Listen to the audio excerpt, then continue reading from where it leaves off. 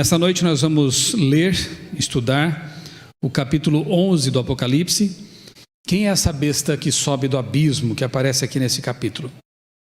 Diz o profeta de Pátimos, ele escreveu isso, João: darei as minhas testemunhas, as minhas duas testemunhas. Na verdade ele está aqui registrando palavras, do revelador. Darei as minhas duas testemunhas que profetizem por 1260 dias, vestidas de pano de saco.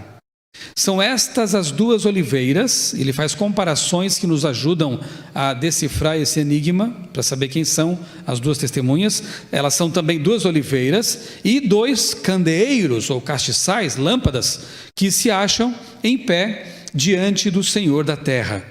Se alguém pretende causar-lhes dano, sai fogo da sua boca e devora os inimigos. Sim, se alguém pretender causar-lhes dano, certamente deve morrer. Elas têm autoridade para fechar, elas, ainda falando das testemunhas, para fechar o céu, para que não chova durante os dias em que profetizarem. Tem autoridade também sobre as águas para convertê-las em sangue, bem como para ferir a terra com toda sorte de flagelos, tantas vezes quantas quiserem. Quando tiverem então concluído o testemunho que devem dar, a besta que surge do abismo pelejará, lutará contra elas e as vencerá.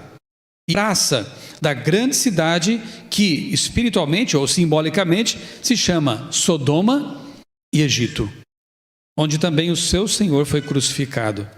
Então, muitos dentre os povos, tribos, línguas e nações contemplam os cadáveres das duas testemunhas por 3 dias e meio e não permitem que sejam sepultados. Os que habitam sobre a terra se alegram por causa deles, dos cadáveres, da morte das testemunhas. Realizarão festas e enviarão presentes uns aos outros, porque esses dois profetas atormentaram os que moram sobre a terra. Mas, depois dos 3 dias e meio, um espírito de vida vindo da parte de Deus nos cadáveres penetrou, e eles se ergueram sobre os pés. E aqueles que os viram sobreveio grande medo. E as duas testemunhas ouviram grande voz vinda do céu, dizendo-lhes: subi para aqui. E subiram ao céu numa nuvem, e os seus inimigos as contemplaram. Naquela hora houve grande terremoto, e ruiu a 10ª parte da cidade. E morreram nesse terremoto 7.000 pessoas, ao passo que as outras que ficaram, sobremodo aterrorizadas, e deram glórias ao Deus do céu. Bem, eu não vou ter tempo aqui de fazer um estudo mais básico, de elementos que nós já sabemos o que significam. Por exemplo, dia em profecia representa ano, Besta, um poder. Depois veremos alguns detalhes aqui que são um pouquinho mais específicos do capítulo, mas grosso modo nós sabemos então que 1260 dias são 1260 anos, durante os quais essas duas testemunhas tiveram que profetizar, pregar, vestidas de pano de saco, que naqueles tempos representava luto, humilhação, E aparece aqui também uma cidade misteriosa, que é comparada simbolicamente a Sodoma, que não mais existia, portanto realmente é um símbolo, Sodoma e Egito. Por que será? Veremos isso também. 3 dias e meio essas testemunhas foram mortas, 3 anos e meio, então permaneceram no estado de morte mesmo, impossibilitadas de pregar. Mas depois desse tempo, elas são ressuscitadas pelo Espírito Santo e continuam a sua missão. Resumidamente, é isso que diz o capítulo, Então nós temos ali na tela outros 2 textos, Apocalipse 12, 6 e 14 e Daniel 7, 25, que igualmente mencionam esse período de 1260 anos, no caso de Apocalipse 12, anos em que a igreja é perseguida e tem que se esconder no deserto, é escondida no deserto. E em Daniel, falando do poder da ponta pequena, que é o mesmo poder da Apocalipse 13, lá, a besta, uma perseguição de também 1260 anos. É o mesmo período, né? Um período de perseguição em que essas testemunhas tiveram que trabalhar, profetizar, vestidas de humilhação, de luto, com muita dificuldade. Os teólogos e historiadores localizam esse período como compreendido entre esses 2 anos ali, 538, quando o imperador Justiniano, ele assina uma lei, um edito, que permite à igreja romana perseguir e até matar aqueles a quem chamavam de hereges. Então, se você guardasse o sábado, por exemplo, naquele momento, e fosse contra os dogmas, né, da igreja dominante, você poderia perder a vida. E esse período se estende por 1260 anos, um tempo de muita dificuldade para aqueles que queriam ser fiéis à palavra de Deus. Aliás, a própria palavra de Deus era escassa. O acesso a ela era muito limitado. Mas esse período finda em 1798, quando o Papa Pio VI é preso por Napoleão, e ali, aparentemente, a igreja recebe um golpe de uma ferida mortal, lembram? Isso, Apocalipse 13, né? Emprestando aqui a expressão. Ela sofre um golpe que aparentemente teria sido mortal, porque o Papa é preso, ele morre no exílio, os bispos se tornam reclusos voluntariamente, a igreja parece que não mais se levantaria, a igreja de Roma. E assim, parece que seria, né? Parece. Bem, resumidamente é isso que diz o capítulo, então, ao se referir ao tempo, né? Agora, tem um elemento ali que nós precisamos também decifrar, né? São as 2 testemunhas.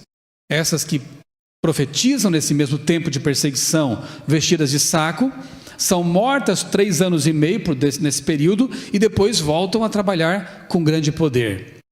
Bem, Ellen White, no livro Grande Conflito, nos ajuda a, não que fosse necessário ela dizer isso, mas aqui ela só endossa, né? Uma conclusão que para nós deveria ser óbvia. Por quê? Deixa eu voltar aqui até, para você não ficar lendo o texto antes. João, ele compara, o Apocalipse compara as 2 testemunhas a 2 castiçais, a 2 lâmpadas. Na Bíblia, lâmpada para os meus pés é a tua palavra. Elas também são 2 oliveiras, de onde vem ali o azeite, né? O espírito, a inspiração. Portanto, só com base nessas 2 comparações, quem seriam as 2 testemunhas? O que você acha? A Bíblia, o Antigo e o Novo Testamentos. Parabéns, nota 10. É isso mesmo, né? É a lâmpada para os nossos pés. E aí, como eu disse, Ellen White, ela endossa isso ao escrever no livro Grande Conflito, que, relativamente às 2 testemunhas, declara mais o profeta: estas são as 2 oliveiras e os 2 castiçais que estão diante do Deus de toda a terra. Tua palavra, diz o salmista, é lâmpada para os meus pés e luz para o meu caminho. As 2 testemunhas representam as escrituras do Antigo e do Novo Testamentos. Agora, o que quer dizer o fato de que elas estavam vestidas de pano de saco por mais de 1000 anos? Olha só o que ela diz aqui em continuação. Durante a maior parte desse período, as testemunhas de Deus permaneceram em estado de obscuridade. O poder papal procurava ocultar do povo a palavra da verdade e colocar diante dele testemunhas falsas para contradizerem o testemunho daquela.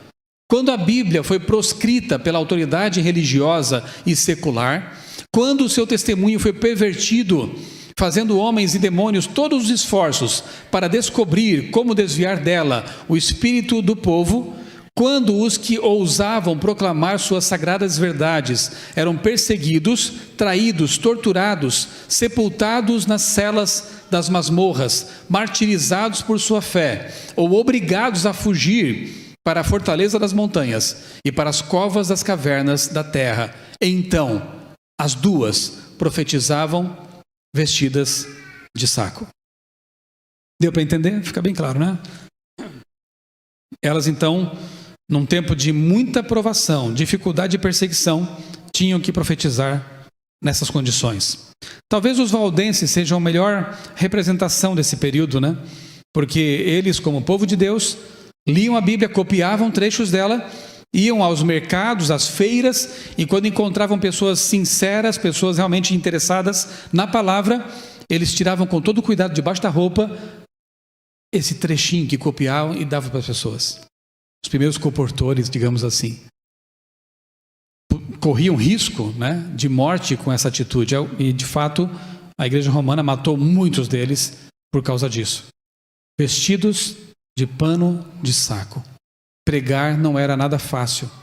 Era, na verdade, sob risco. Grande risco. Bem, como a primeira besta de Apocalipse 13 estava indisponível porque ela foi presa pela autoridade, né, por Napoleão, o Papa Pio VI foi preso. Então agora o inimigo precisava contar com outro joguete. Ele sempre usa joguetes, né? Testas de ferro, né? Poderes que ele usa para realizar seus intentos. Com uma besta do mar indisponível, agora ele passa a usar outra besta. A besta que sobe do abismo. E ele então tem na mão outro poder. Se você ler depois com calma em casa Apocalipse 11, 7 e 8, você vai perceber ali você vai ver, né, o que nós já lemos, né, que há uma comparação dessa cidade misteriosa onde as testemunhas são mortas com duas outras localizações do passado: Sodoma e Egito. Sodoma fica quase óbvio porque é uma cidade que representa licenciosidade, né, representa perversão. Agora, o que tem a ver Egito nesse caso?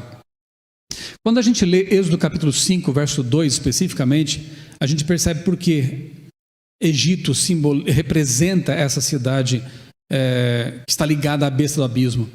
Ali em Êxodo capítulo 5, é o momento em que Moisés ele solicita ao faraó que permita ao povo sair, ser libertado do Egito. E faraó, então, numa das mais audaciosas, né, ousadas manifestações de ateísmo, diz: quem é esse Deus? Eu não conheço esse Deus e não vou libertar esse povo. Então o Egito, nesse caso, é usado como símbolo de rejeição de Deus, de ateísmo mesmo, aberto, declarado, ousado. Então nós temos Sodoma e Egito, licenciosidade e negação de Deus, abertas. A pergunta é: quando foi na história que um país negou abertamente Deus e inclusive declarou isso em Assembleia Legislativa? Vocês sabem? Onde, quando, quem? A França Revolucionária. Exatamente ali. Quanto eu saiba, o único país que realmente declarou isso abertamente, né, por lei. Novamente, Ellen White, no livro Spirit of Prophecy, volume 4, ela escreveu: o mesmo Espírito mestre que incitou o massacre de São Bartolomeu, aquela noite terrível em que milhares de protestantes foram mortos, também dirigiu as cenas da Revolução Francesa. Satanás parecia triunfar. Não obstante o trabalho dos reformadores, ele tinha conseguido manter vastas multidões na ignorância a respeito de Deus e da sua palavra. Agora, ele apareceu com uma nova roupagem. Na França surgiu um poder ateu que declarou abertamente guerra contra a autoridade do céu. A fornicação foi sancionada por lei. Profanação e corrupção pareciam inundar a terra. O trabalho que o papado havia começado, o ateísmo concluiu. Um retinha do povo as verdades da Bíblia. O outro ensinou o povo a rejeitar tanto a Bíblia quanto o seu autor. Quem vai negar que por trás desses poderes estava a mesma mente?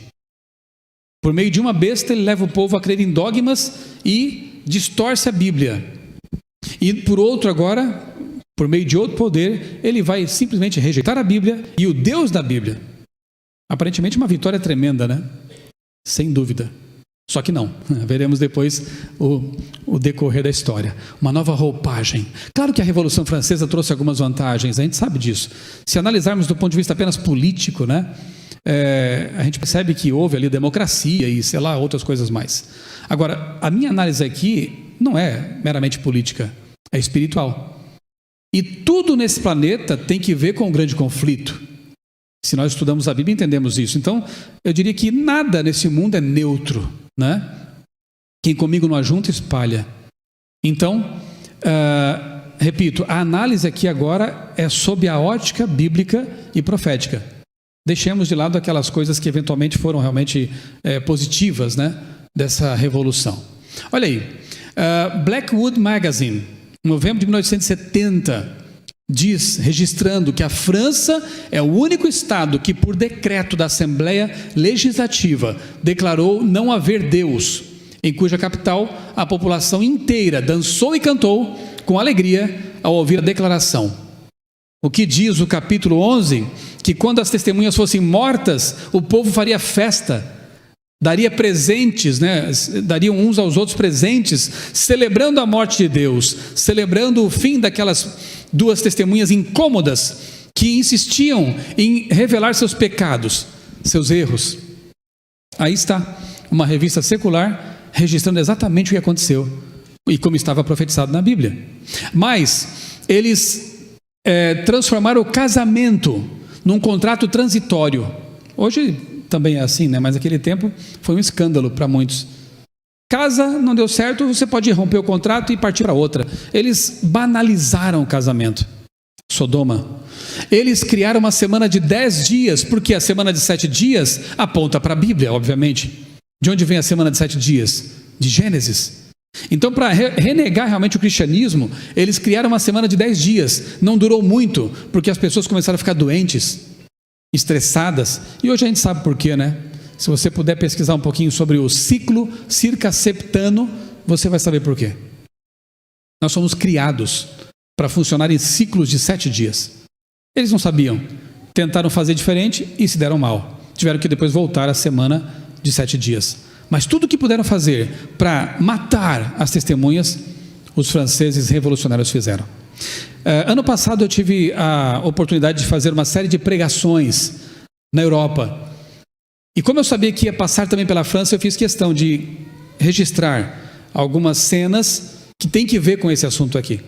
Então eu quero que vocês assistam, eu fiz uma edição bem curta ali, em 2 locais. A Catedral de Notre Dame, e vou dizer o que aconteceu lá, e o Panteão, que também era uma igreja românica, mas foi pervertido pela Revolução.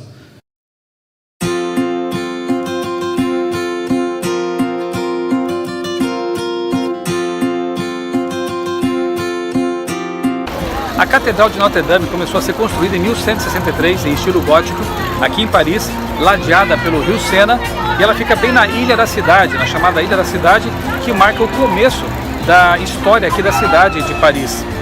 Em 1793, os revolucionários da Revolução Francesa saquearam a igreja, depredaram boa parte dela e a transformaram em um depósito. Algumas curiosidades relacionadas com a catedral são as seguintes. Em 1804, Napoleão Bonaparte foi coroado aqui. Em 1909, Joana d'Arc foi beatificada. Sem dúvida, um marco na história deste país e da humanidade.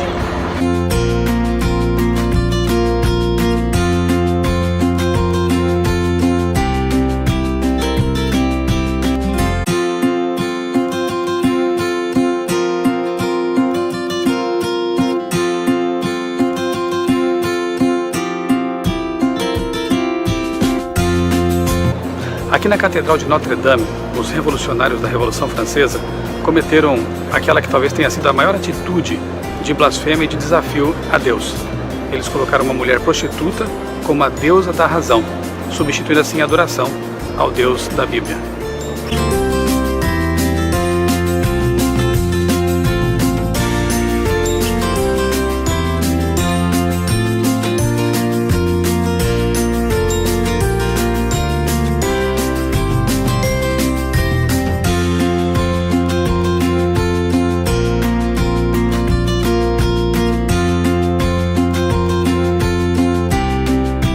O Panteão aqui em Paris é outro local icônico que revela a maneira arrogante com que o ser humano às vezes trata as coisas de Deus. Este local foi construído para ser uma igreja em estilo românico, portanto um local em que se adorava a Deus. E após a Revolução Francesa, durante a Revolução Francesa, os revolucionários tomam conta desse local e aqui passam a glorificar o ser humano, colocam o ser humano no trono em lugar de Deus.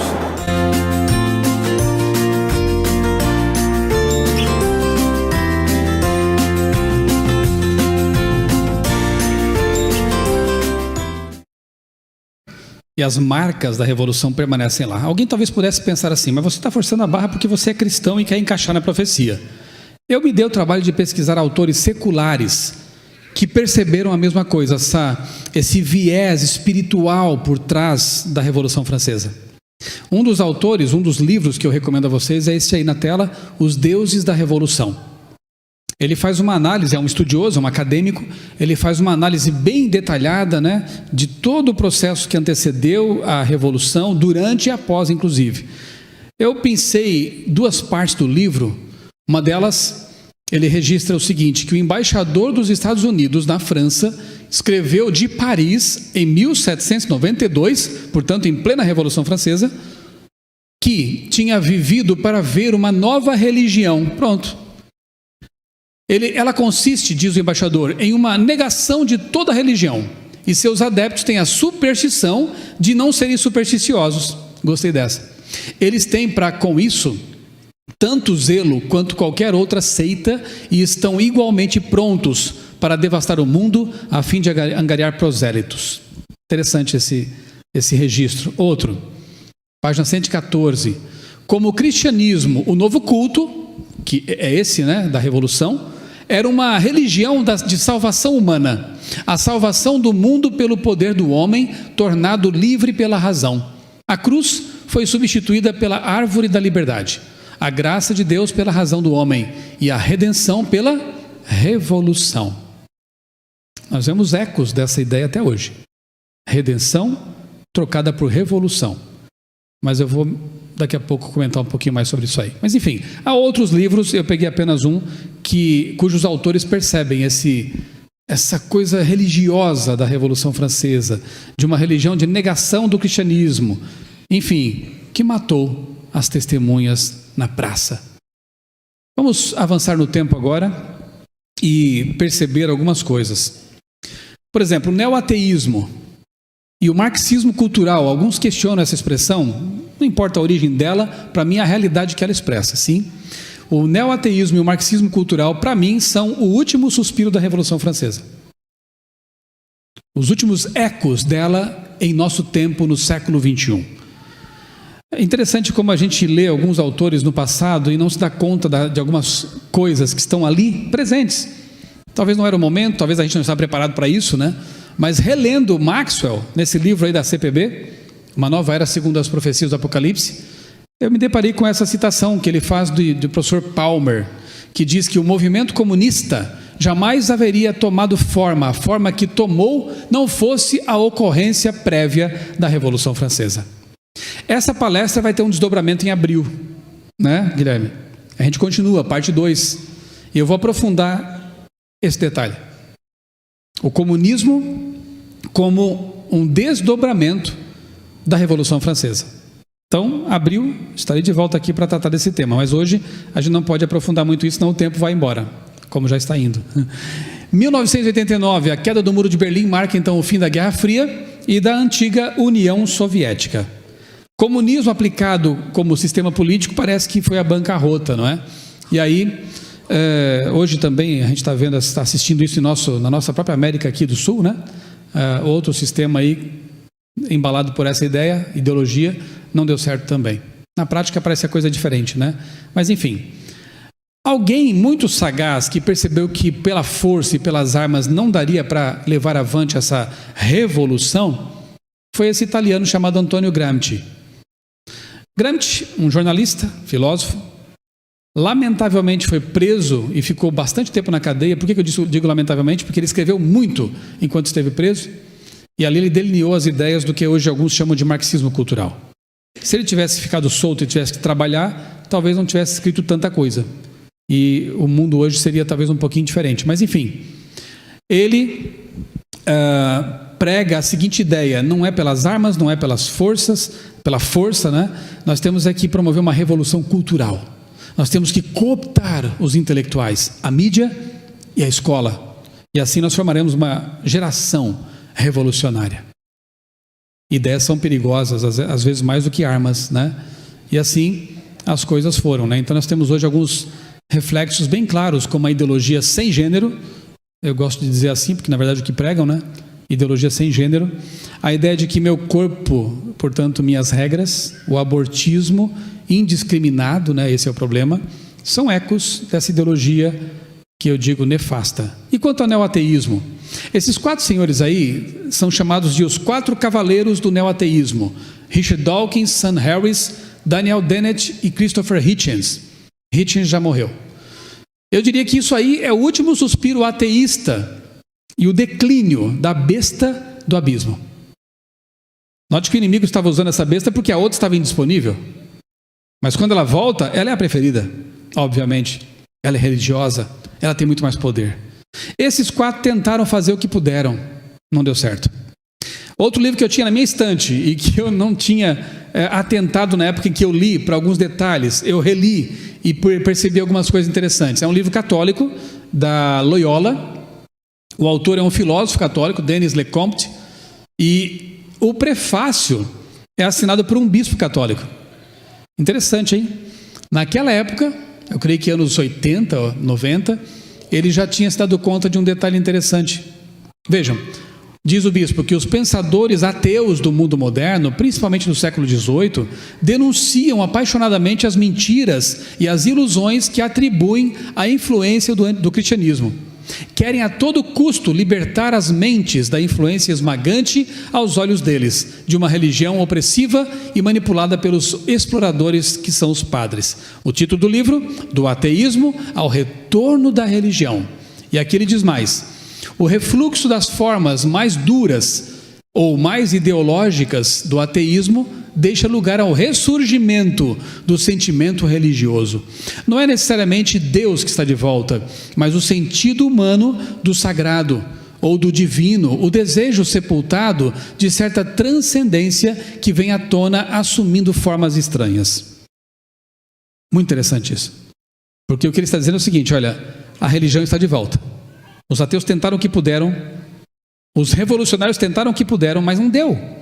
O ser humano é homo religiosus. Ele tem dentro de si uma inclinação para a espiritualidade, para a adoração. Só que, como a religião cristã foi, de certa forma, pisada, foi pisoteada ao longo da história, o que ressurge é uma religiosidade estranha. E não é verdade que é uma religião estranha hoje? Tem pessoas que creem em duendes, pessoas que creem em cristais, e por aí vai, né? Mas o sentimento religioso está presente. Olha só algumas pesquisas recentes que confirmam isso. The Washington Post. Embora se esperasse, né, que houvesse menos religião no mundo, olha o que aconteceu. A religião cresceu cada vez mais. O jornal The Guardian, 2018, agosto, ano passado, né?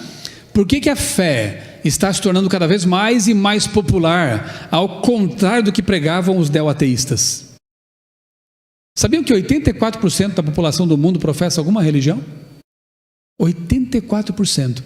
E os 16 são ateus? Não, são os desigrejados. Eles creem em alguma coisa, só não frequentam igrejas. Talvez ateísmo hoje mesmo, raiz, seja aquela coisa assim de 0,000 alguma coisa. O mundo crê. O cenário é perfeito para a atuação da besta que vai voltar. E que já voltou. Aquela do abismo já não serve mais. Porque tudo que tentaram, quer ver? Aí, Richard Dawkins tentou fazer campanhas ateístas, né? Como essa aí. Provavelmente não há Deus. Então para de se preocupar e aproveite a sua vida. Ele gastou uma grana federal lá para colocar outdoors na Inglaterra, né? Nos ônibus. Não adiantou. A Inglaterra é cristã. A maioria crê em Deus lá. Ou então em Alá, porque a invasão muçulmana também está bem forte. Aqui, Dawkins, um dos 4 cavaleiros do ateísmo, neoateísmo, ele chegou ao ponto de realizar acampamentos para crianças, retiros para crianças, para quê? Para pregar o ateísmo, tentando converter uma nova geração. E depois ele tem a coragem de dizer que nós é que somos doutrinadores, né? De crianças. Ele fez a mesma coisa. Tentou ensinar ateísmo. Adiantou? Não. Os jovens são crentes. A maioria dos jovens hoje crê em alguém ou em alguma coisa. Que interessante, não é? Tentaram e não conseguiram. Um amigo meu chamado Eduardo Lutz, que é um físico, ele fez uma comparação bem interessante, uma conversa que a gente teve, e eu achei bom colocar aqui para vocês, que na verdade essa briga esquerda-direita, né, comunismo, capitalismo e tal, tem um aspecto político, repito, mas o aspecto espiritual de tudo isso aí, ele é comparável a um arco com flecha. Ou seja, durante alguns anos a corda foi sendo esticada até o seu limite. E esse limite envolvia o abortismo, casamento gay, destruição da família, ataques ao cristianismo, o neoateísmo, até o ponto em que essa corda não conseguiu mais ser segurada e ela foi solta. Agora lançou a flecha, e essa flecha vai causar o verdadeiro estrago. O que será essa flecha? Querem saber? Olha lá. Eleições 2018. Por que especialistas veem onda conservadora na América Latina após disputa no Brasil? Ou você acha que o povo brasileiro votou no atual presidente porque ama de paixão esse homem? Eu creio que a maioria não. Mas votou porque não suportava mais o que estava acontecendo antes. Votou porque, ao contrário do que a mídia mainstream tentou passar durante anos, a ideia é um povo conservador, é um povo religioso. E não suportava mais essa corda ser esticada. A flecha foi solta. É melhor? É pior? Não sei. Talvez por um tempo a gente tenha um pouco de descanso de alguns aspectos morais. Mas o que vem pela frente é a profecia. Né? Eu creio assim. Olha só. Crescimento da extrema-direita na Europa, entenda esse fenômeno. É um fenômeno global, não é só sul-americano, norte-americano. A Europa também está passando por isso. Né? A ascensão da direita nacionalista é planetária, mas é claro que isso tinha que acontecer. Porque qual é o cenário mais favorável para que um decreto como o dominical seja aceito globalmente? Um cenário religioso. Um cenário em que os políticos se alinham à religião predominante. Qual é? A romana e a dita bancada evangélica, que são dominguistas. Deu para entender? Quem mexe o pêndulo é uma mão só. Ele leva para um extremo para depois conduzir para o outro com toda a força. Isso era necessário. Não estou dizendo aqui que vai acontecer, ou que não poderia acontecer no governo de esquerda, talvez, um decreto como esse. Não estou dizendo isso. Mas eu vejo que é muito mais fácil, favorável, num governo de direita, conservador, religioso, que mistura Estado com religião, o que não é bom para ninguém, acontecer então esse tipo de decreto.